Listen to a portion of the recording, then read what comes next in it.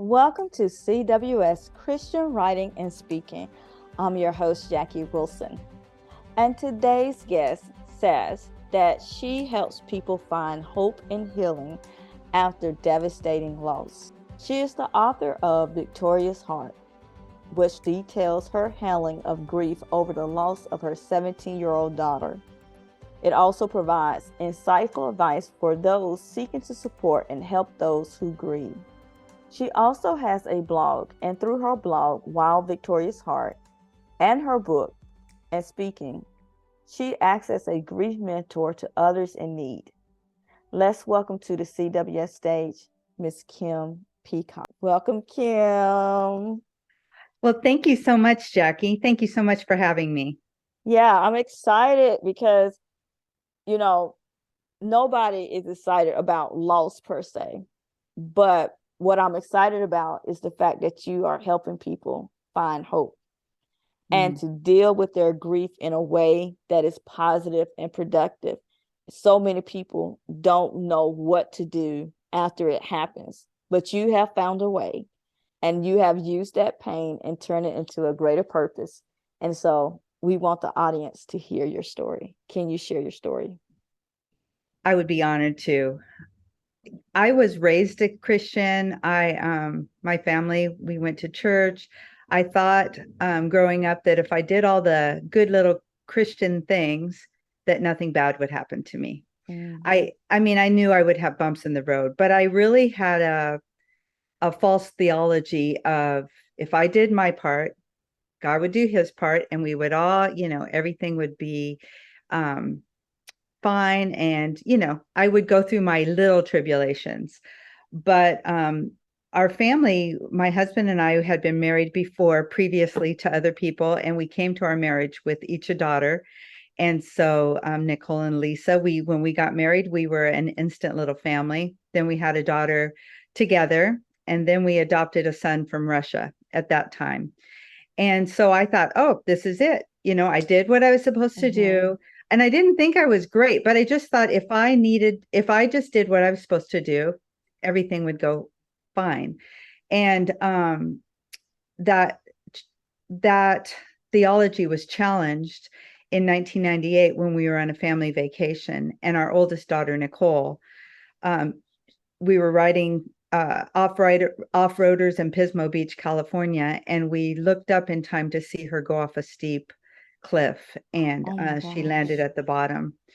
And those moments, of course, I only remember snapshots. I don't remember the whole thing. The Lord really has protected my mind in that. But that day, our lives changed, and she passed away, and she went to be with Jesus that day. And so that challenged everything that I ever believed. It thrust me into a really dark, hard time that I thought I would not recover from. But God graciously scooped me up, and every day helped me to function. But it was very difficult. And what I had to realize over the months after that is I had to come to find out, or come to decide, was the faith I had before, or I said I had before, was that real? Was my faith in God real? Um, was he real? Did I do something wrong? It brought in all of these questions. I thought maybe I was being punished for a rebellious youth, or something I didn't realize, or maybe God didn't love me, or that I wasn't important to him. Um, any of those things that we challenge that challenges our faith. And it took me into a time of wrestling with my faith. And what I realized through that, even in my anger, of trying to wrestle with that, is that he didn't owe me an explanation. He didn't owe me an answer to what he did. A matter of fact, if he were to tell me his reasons why, my spirit couldn't contain it. There is no way my spirit can contain his ways. His ways are higher than our ways. And so every day I had to wrestle with that. And he came to me every day. He didn't turn away from me. His eyes were on me. And I actually believe that he grieved with me. I believe God scooped me up every day and he just grieved with me and he held me every day and he walked me through that pain. And through that, I realized that his ways, I couldn't handle what he had for me, but that he was with me the whole time and that he would heal my heart. He would give me hope. In Thessalonians, it talks about how we do grieve, but we grieve with hope. And I think as Christians, a lot of times we're either on one side or the other. We believe that we shouldn't be grieving because if we were grieving, then we didn't have, then we didn't have faith. Or on the other side, it may just make us lose our faith. But what happened during that time is that I realized I did grieve. He walked with me, but I could grieve with hope. And he gave me so much of a deeper understanding of him in my limited capacity, of course. But I came to know him in a deeper way. He actually expanded my believing of him. And through that, he brought me healing. And I also came to realize that I wasn't going to be like I was before. When we think about healing, we think about being restored to how we were before. Mm-hmm. But it's like losing a limb. Yeah. If someone loses a limb, they need to learn to walk again in a whole new way. They need to, or, use their arms in a whole new way. When you're altered by grief, and that's what happens with grief, it alters us. It's not a returning, but the Lord brings, he redeems our pain, and he redeems that into actually a beautiful way. I've been able to learn to walk in a whole new way. So he has brought me through an amazing journey. And then within that, I feel like my mandate from him is to show others how to do that as well. Yeah. And through my book, Victorious Heart, I feel like he has helped me to help others in that. Yeah. Yeah. And we've mentioned that in the introduction about your book. So I would love for you to just expound on it a bit more and maybe even share how you have seen it help other people. Okay. It took me a long time to complete writing it because grief was in layers for me. Grief is not really a linear journey. And so as I was journaling and writing things down, trying to think, okay, Lord, what do you want me to do with this pain that I have? And as you're healing me, we're not healed and we're not comforted just for our own selves. We are comforted so we can be a conduit to the world, to other people. And so as I started writing the book, I realized that I needed to share our story, but not just our story. It's not about what has happened in my life, but it's like, okay, these are some things that the Lord showed me. And when we were going through the grief, especially in the early days, I really looked for resources that would show me that we could have victory in the grief, that we could have hope in the grief. And a lot of times, I just didn't find anything that resonated with my heart.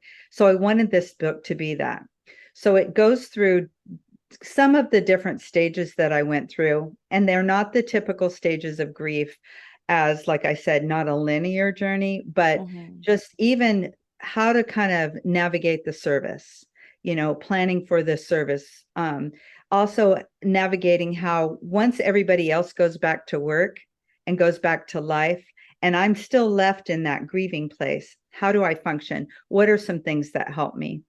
Also, I have chapters on working through holidays and birthdays. As you have those first anniversaries come up, those can be very painful. So how were some things that helped me? And so at the end of each chapter, I have what's called grief notes, and that's just like a little synopsis. Okay, these are some things that helped me through the stage. But I also have a section called Loving Them Well. And loving them well is for those people that are walking alongside someone in grief. These are some things that my friends did for me that helped me. And those will be clues for other people as you're walking with your friends and your loved ones through those painful times. And my husband works at cemeteries. He's a contractor, and he does work at improving and expanding cemeteries. And one of the most amazing stories that I've heard are from him when he would see a parent grieving at a headstone, and after the person would leave, he'd go and look at the headstone and realize that it was a young person, and he would actually go up to them the next time they came to visit, and he would hug them, he would talk to them, he'd tell them a little bit of our story, and he'd give them my book. And uh, because it is a ministry. And when the Lord arranges those divine connections, it's amazing. And he has had people come up to him afterward and said, "Thank you so much. That helped me so much." And especially that they know that they're not alone and that they're going to make it through their grief. And at the end, God, I really do believe God will bring beauty out of that. We just have to give our pain to him every day. Yeah, absolutely. Such a beautiful story. Despite the tragic circumstances, it truly exemplifies when God says he'll bring beauty from ashes. So Yes. thank you for just being brave enough to share your story and want to help other people as they go through their various tragedies. So, Kim, tell the people what's next for you. It's always a mystery what's next, because I think I'm going to go in one direction and the Lord will say, so I'm very hesitant about saying what's next, because the Lord always goes, we're going to go this way. But he is so good to me. And I think mostly for me, I've realized I do continue. I am good with speaking in front of groups, but what he has shown me is that to step more into the mentoring one-on-one with, it's primarily women, and it can be loss of any type, a child, a husband, anything, but that grief is so individual that I feel like the Lord is calling me to meet those women one-on-one, Mhm. because it's hard to do a one size fits all for grief. And so we just kind of walk through that in a mentoring relationship. So that's where I feel like, and I do feel the little bit of prompting of a devotional guide to go walk through like the first 90 days of grief. We'll see what happens with that. But I Yeah. do feel like that has been on the edges, because journaling helped me so much, and writing my feelings down. And I look back now and I can't, they're kind of jumbled, but I wish I would have had something organized to ask me guided questions. So that may be out there as well. Sounds good to me. But as the Lord leads, we will be Exactly. watching.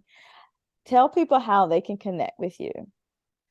My blog and my website is wildvictoriousheart.com. And on my blog, I just want to encourage people through daily life. And it's not always about grief. Sometimes it is, but it's always about struggles. It's usually what the Lord is teaching me at the moment. And so that's usually, we have to teach what he teaches us. And so that's my blog. And then I have some links on there for interviews and some different resources. Also, my book, there's a link to my book, Victorious Heart. It's also on Amazon or Barnes and Noble, wherever books are sold. And so I'm also on Instagram at Kim Peacock, and Facebook at Kim Peacock. So I'm pretty much out there. I try to answer emails pretty promptly. And I welcome anyone to reach out, and I will answer as soon as I can, as promptly as I can. Thank you for sharing that information. We always want to keep the audience connected with our guests.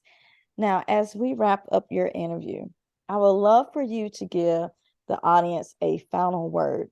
What is the one thing you feel like they need to know and that they can implement in their life today?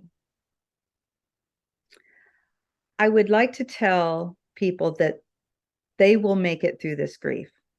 There is beauty and hope in these dark times. Scripture says that he takes us through the valley, he walks with us through the valley of the shadow of death, but we're walking. It's not a place we stay. That valley is dark, it's painful, and I know that they don't feel like they will make it through. I did not feel like I would make it through. It's hard to convey that in words in, a 30-minute podcast, but it is imperative that people understand every day, step into your grief. It's going to hurt. It's going to be hard, but give your pain to God every single day.